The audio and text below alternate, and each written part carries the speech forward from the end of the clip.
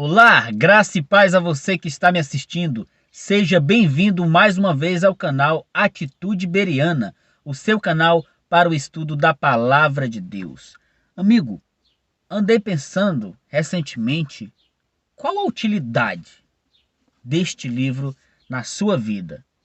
Sim, você mesmo, amigo bereano, que está assistindo este vídeo nesse momento, qual a utilidade? Qual a função, qual a importância dele para a sua vida? Este livro, a Bíblia Sagrada, as Escrituras Sagradas, a Palavra do Senhor, a Palavra de Deus, a revelação do nosso Senhor Jesus Cristo. Sim, este livro que tem vários títulos, nós aprendemos no estudo passado que ele é a verdade, né? A Palavra de Deus é a verdade. Santifica-os na verdade, a tua palavra é a verdade. Você já se questionou qual a importância e qual a utilidade dele para a sua vida? Estas e outras questões serão respondidas agora, pois você está no Bíblia Mais, a série de estudos, episódio 2. Who breaks the power of sin and darkness? Whose love is mighty and so much stronger? The King of glory, the King above all kings. Olá, amigo bereano. Eu sou Leís Rodrigues. Obrigado por você estar desfrutando de mais um conteúdo embasado na Palavra de Deus. Estamos no episódio 2 da série de estudos Bíblia Mais, no estudo Bíblia Sagrada, um livro singular, ou seja, um livro diferente. Bereano, você já se perguntou qual a importância da Bíblia para a sua vida ou para a vida de qualquer pessoa? Pois sim, este livro tem uma utilidade e é de extrema importância para a edificação e para a caminhada de qualquer pessoa.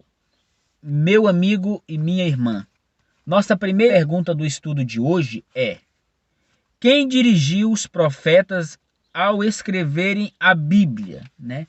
Então, como ocorreu isso? Como foi o processo?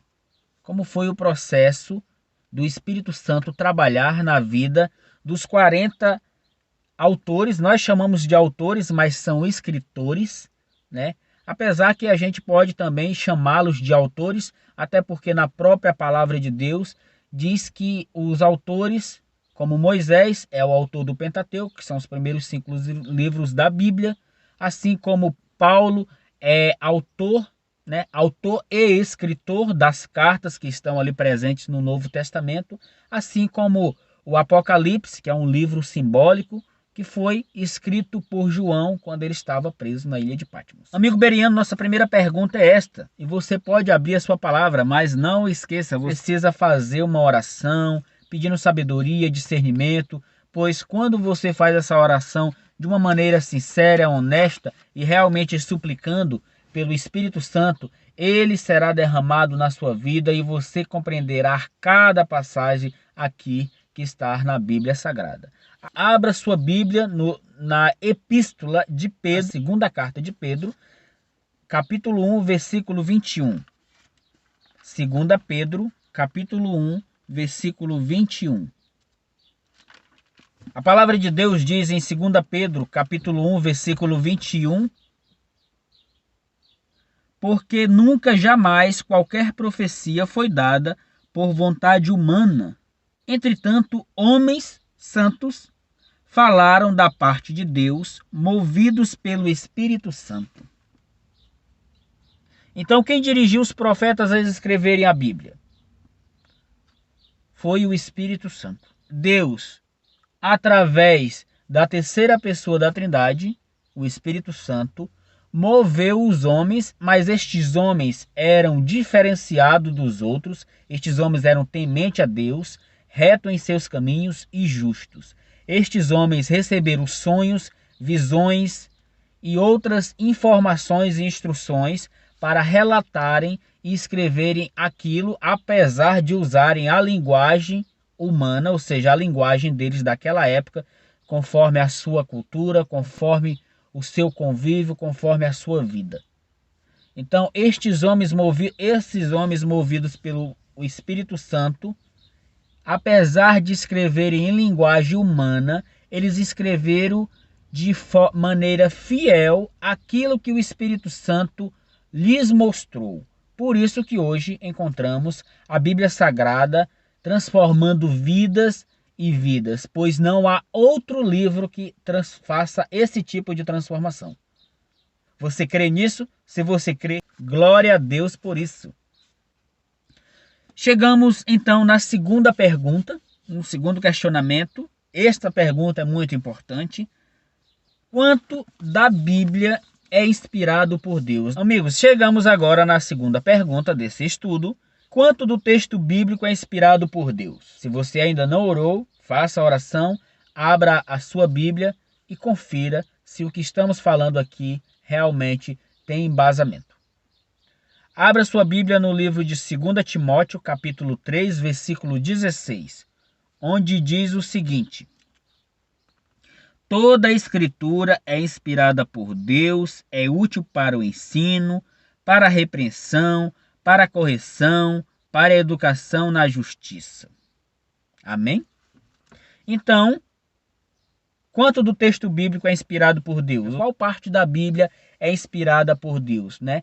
É inspirada por Deus, foi escrita por autores humanos que foram movidos, que foram instruídos através do Espírito Santo. E a resposta é toda a Bíblia. Cada vez que você lê mais a palavra, medita nas mensagens de Jesus Cristo, você aprende, aquilo lhe edifica e lhe dá capacidade também para compartilhar, dá capacidade para você falar para as outras pessoas a respeito do grande amor de nosso Deus, o nosso Salvador. Ela é usada também para repreensão, ou seja, há muitas instruções, muitas regras, muitas leis e muitos estatutos que precisamos obedecer. Então, há certas regras e comportamentos que precisamos estudar a Bíblia, conferir, e ela é que vai nos nortear a fazer o que é certo, o que é errado diante de uma tomada de decisão. Ela é útil para correção. Se tem algo de errado acontecendo na sua vida, no seu cotidiano, na sua família, você pode usar a Bíblia porque ela é a única regra de fé.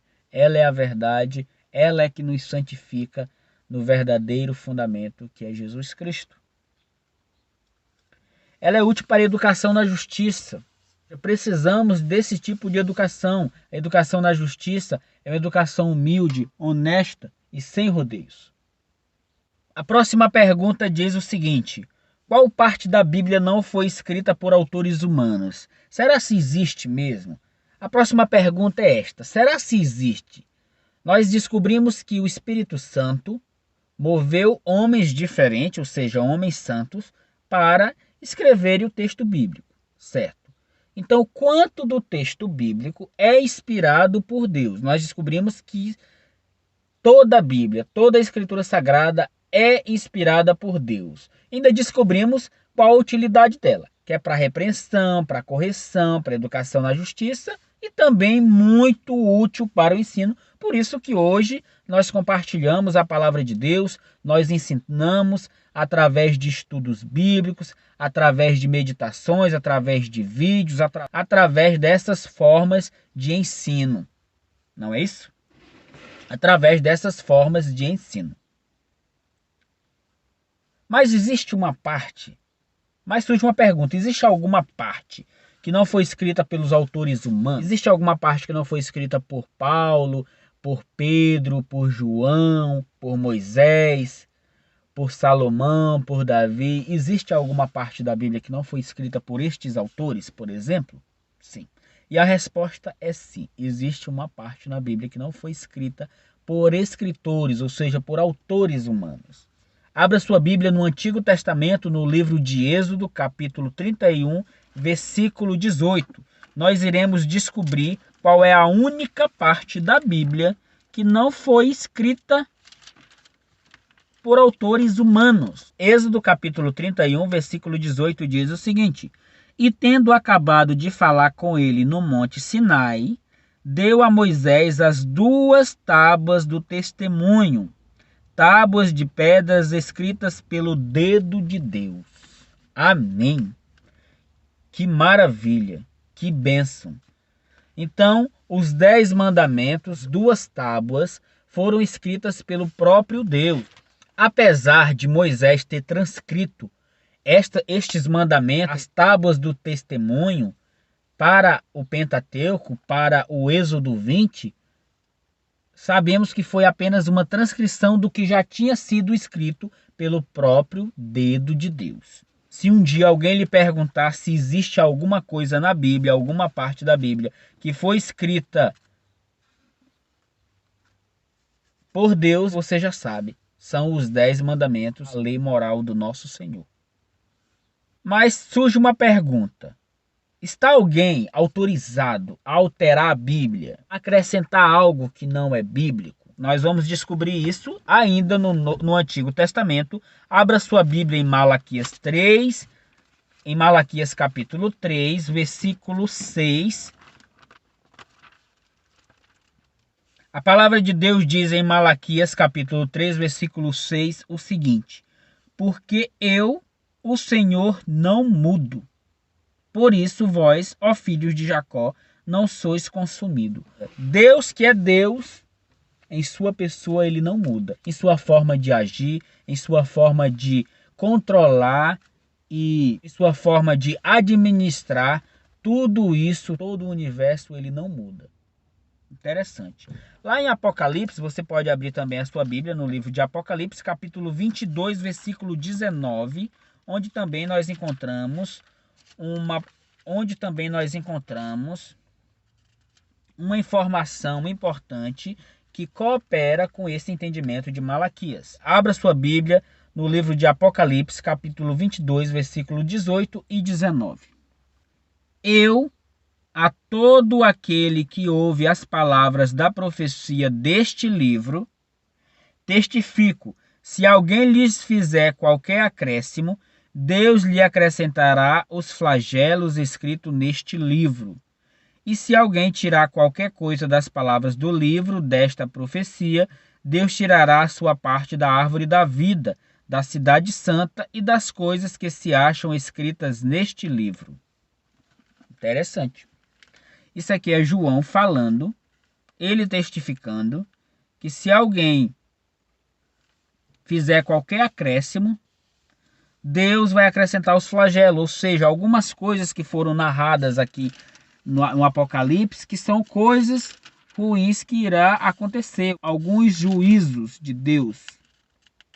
Entendemos que João está testificando que se alguém alterar o que já está escrito, ou acrescentar, incrementar, será punido com alguma forma de juízo de Deus.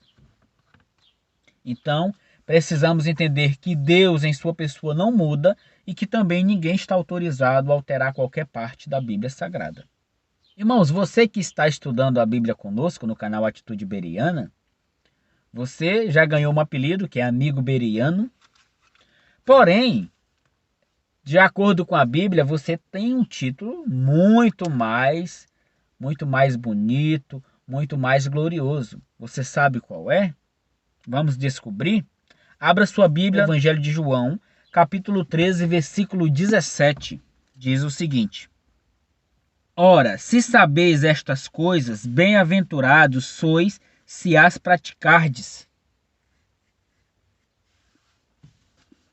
Então chegamos na última pergunta, que se resume no seguinte: como são chamados as pessoas, ou seja, como são chamados os praticantes dos ensinos bíblicos, ou seja, como são chamadas as pessoas que estudam a Bíblia, que ensinam a Bíblia, que compartilham a palavra de Deus?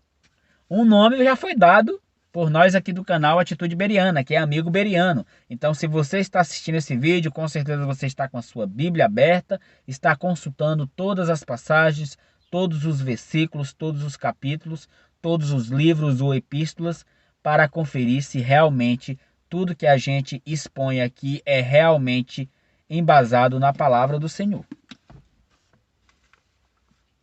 Abra sua Bíblia só para complementar no livro de Tiago, capítulo 1, versículo 22.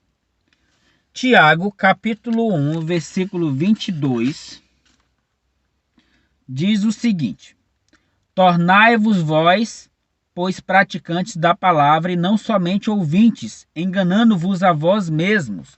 O que compreendemos disso? Nós somos bem-aventurados, nós somos felizes se praticarmos aquilo que a gente estuda. A gente se tornando praticante e não só... A gente se descobriu que a gente precisa ser praticante e não somente ouvinte. Mas então você que está nos ouvindo, você que está nos assistindo, pratique.